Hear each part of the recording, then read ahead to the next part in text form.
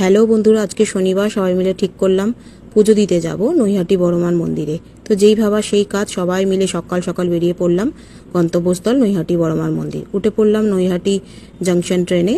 ভালোই ফাঁকা ছিল। পৌঁছে গেলাম নৈহাটি স্টেশনে। সেখানে গিয়ে ফুলের ডালা, মিষ্টি সব কিছু নিয়ে দাঁড়িয়ে পড়লাম লাইনে। ভীষণ লাইন ছিল, যেহেতু আজকে শনিবার আর প্রচুর রোদ্দুর ছিল বন্ধুরা।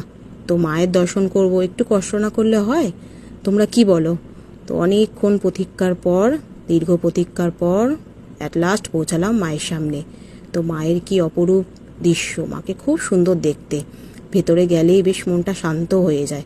খুব সুন্দর করে পুজো দিলাম, মায়ের দর্শন ভালোভাবে করলাম, করে বাইরে বেরিয়ে আসলাম।